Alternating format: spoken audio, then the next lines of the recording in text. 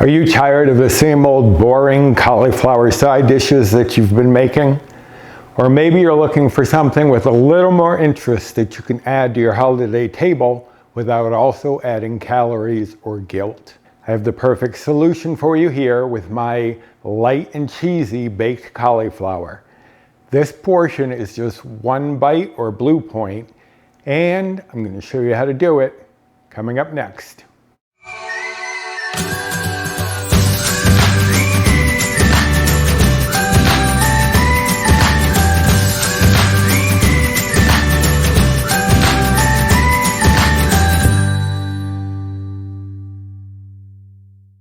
Hello and welcome to my kitchen. My name is Roy.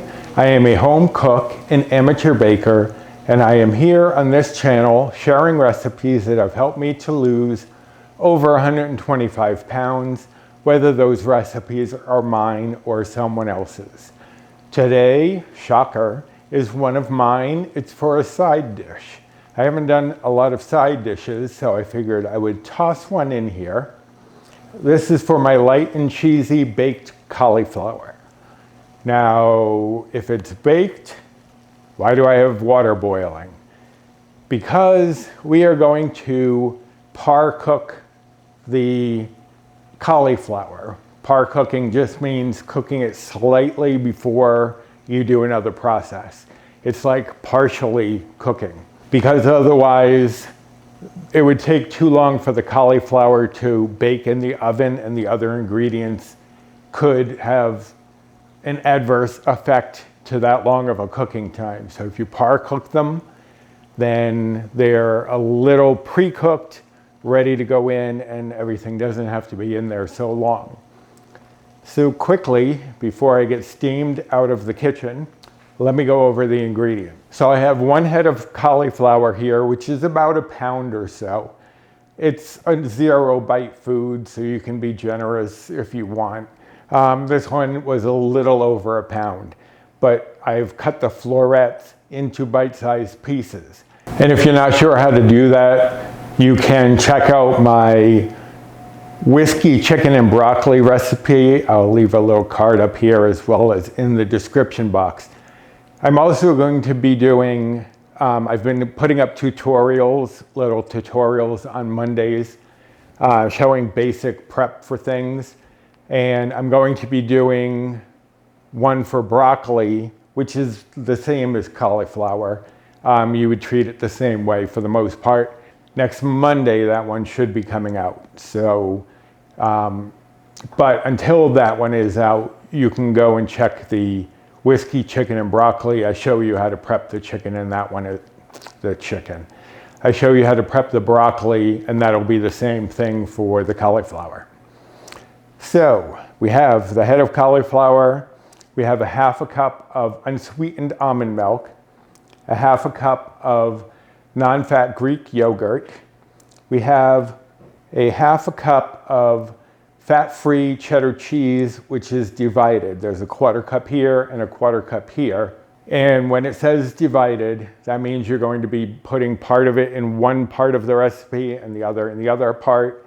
And one of these is going to go on top after it's baked for a little bit. We have 2 eggs, 2 tablespoons of flour, a teaspoon of baking powder, not baking soda, baking powder. We have a teaspoon of paprika. I use smoke, but you can use whatever kind you want. A teaspoon of garlic powder, a teaspoon of salt, and about a 1/2 teaspoon of black pepper. You can use however much you like, more or less, based on your taste. The first thing we need to do is par cook the cauliflower. So I'm going to bring this back up to a boil. It was boiling, but that steam was getting in my face.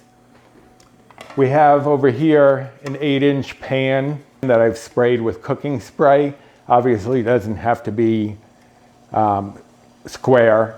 You can use whatever size you want. And then I have a bowl to mix everything in. And the oven is preheated to 400 degrees Fahrenheit. And I have some salt, because you want to make sure you generously salt the water that you are par cooking the cauliflower in. Now this shouldn't take too long to come up to temperature because it was just boiling a second ago. Now you're only going to cook the cauliflower for 2 to 3 minutes. I usually go a little more towards the 3 minutes, but just because I want to make sure it's not crunchy at all when it comes out. All right, so we are boiling. Going to turn that down just slightly so it keeps the boil but isn't going to overflow. And just toss in the cauliflower. And I will set a timer for 3 minutes and be right back. Okay, so as soon as the 3 minutes is up, you want to strain the cauliflower. It's still going to cook a little bit because of the heat, but it's not sitting in that water and cooking even further than it would. So that's good. I'm going to bring in my bowl. And we are going to mix all of these other ingredients except that 1/4 cup of cheese that's going to go on the top. So we have the Greek yogurt, non-fat Greek yogurt. And one other thing I meant to mention, when you are prepping cauliflower, a lot of times cauliflower will get little brown spots on the top. All you have to do is cut those off. You don't have to throw it away because it's all rotten. It's not, it's just a little discoloration on the top. So I just shave those off. You can use a knife, you can use a vegetable peeler, and just get rid of those. You don't have to throw away the whole head just because of a few brown spots. All right, so the Greek yogurt, and I'm going to put in the almond milk. And just before I add anything else in, I'm going to whisk those two just so that they can merge a little bit and become more of a liquid than a lump of yogurt in liquid. I want it a little more homogeneous before I add in the eggs. And my arm's a little stiff and not enjoying the whisking process, but that's what it's here for, and it's going to do it. Okay, I'm going to put in the eggs. And then I always just break up the yolks a little bit by stomping on them with the whisk beforehand. It helps to get them started, because a lot of times if you don't and you try whisking, you'll see the eggs kind of like trying to escape the whisk. And you don't want that. All right, so that looks pretty homogeneous. I'm going to add in the seasonings first. The black pepper, the paprika, the garlic powder, and the salt. I like to get them incorporated into the wet so that they're a little more evenly distributed before I add in the flour and get things. It's not going to get thick because there's very little flour, but there's enough to help to bind everything. Okay, so now add in the flour and the baking powder and just whisk that in. Now you can see it's not very thick at all. The flour didn't really do a lot there. It's going to be doing a lot more in the oven because it's going to help absorb some of that moisture and help to thicken up around the cauliflower. Okay, now we're going to put in this 1/4 cup of cheese, but I don't want the whisk because you try to whisk in the cheese and a lot of times they'll just get caught in between the tines of the whisk. Are they tines? I don't know. I'm not, actually, that's a good question. I got to find out what those things are called. I use whisks all the time. There can't be tines. Anyway, I think I'm going to leave it here once I find out because I am going to find out. All right, so that's added. We're going to Add in our cauliflower and just kind of fold that in. Get that all coated with all of the liquid. And that is pretty much all there is to it. Now I'm going to put it into my pan. Let me move these things. I'm going to pour this into the pan and just spread out the cauliflower as much as you can to make it an even layer. One of the reasons I thought this would be good to show is this might be a great side dish for your Thanksgiving table. A lot of people I know, we always used to have cauliflower with a thick white sauce, and that used creams and butters and flour and all of that stuff. This is going to be a much lighter version of that, as you'll find out at the end. Now this serves 4, but you could easily double or triple the recipe if you did decide to serve it for a gathering. So this is going to go into the 400-degree oven for about 25 minutes. Then we're going to take it out, sprinkle the remainder of the cheese on, put it back in for another 10. And then if you like it a little brown on top, which I do and Paul does, I will put it under the broiler for about 2 to 3 minutes, but you have to make sure that you watch as it's in there. Turn on the interior light, because things under the broiler can go from golden and delicious to burnt in a matter of seconds. So if you do want to have a browning on the top, you will have to watch for it. But I'll be back in about 25 minutes to put the cheese on top, and then we will carry on from there. Okay, so there we have it. Part 1 of our cheesy baked cauliflower. Now I'm going to put these pot holders on the sides just to remind me that this is hot. Then we're going to take the other 1/4 cup of cheese and just sprinkle that all over. You want it fairly evenly distributed, but you know, don't go crazy about being precise. As long as you have a good sprinkling all over, that should work. Now, because we're using fat-free cheese, we're going to spray it with a little cooking spray, because this will give it a little fat to help it to melt. So instead of getting like those strings where it looks basically like it is right now, this will help it to melt a little bit more, so it's actually like a melted cheese rather than just strings that have cooked, I guess. So this is going to go back in the oven for another 10 minutes. If I like the coloring, the browning of it on the top, I will stop there. But if I happen to want it a little more brown, like I said, I will put it under the broiler 2 to 3 minutes, but I will keep my eye on it. So this is going back in, and I will see you 10 minutes.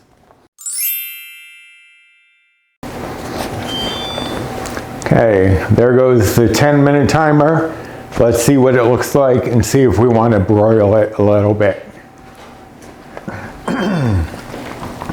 There you have it. You can see how melty the cheese got just from spraying it with a little cooking spray. So you're not adding any fat, any bites or points to it, but you're getting a real nice melt. But I don't think we got a real great color. So I am going to broil it 2 to 3 minutes, but like I said, I'm going to turn on the interior light and monitor it, because you want to watch, make sure that it doesn't go too dark. I'm going to try to record this with my phone to see what it looks like as it broils.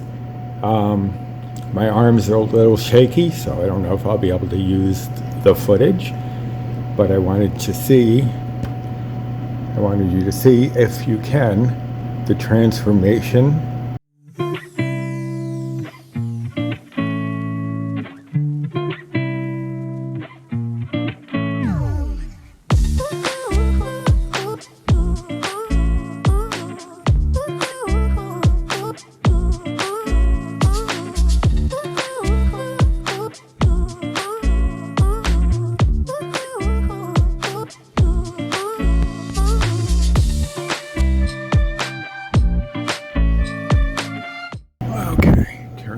off. And let's see. Woo, steamy. Yep, definitely browner. Okay, so now back to the other cameras. All right, so you should have just seen a time-lapsed version of the broiling if it worked out well. But you can see, definitely has more color than it did a moment ago. And it's almost kind of like a little souffle with cauliflower in it. It's going to cut up into squares. You could spoon it out if you chose to, that's your call. But it slices up very nicely. So there you have it, my light and cheesy baked cauliflower. Now, as I said before, this serves 4. You could, if you wanted to use it for a gathering, double, triple the recipe, put it in like a 9x13 pan, and cook it up that way. So this is a great alternative for your holiday table if you want to do something with cauliflower that isn't dependent on sauces or butters. And 1 serving of this, which is 1/4, is just 1 bite. 2 servings would be 2. 3 servings would also be 2 bites or 2 blue points. I'm on the iTrackbites Better Balance plan, which is the equivalent to WW Blue. If you ate this entire pan of cheesy baked cauliflower, it would only be 3 bites. So this is definitely worth trying having as a side dish.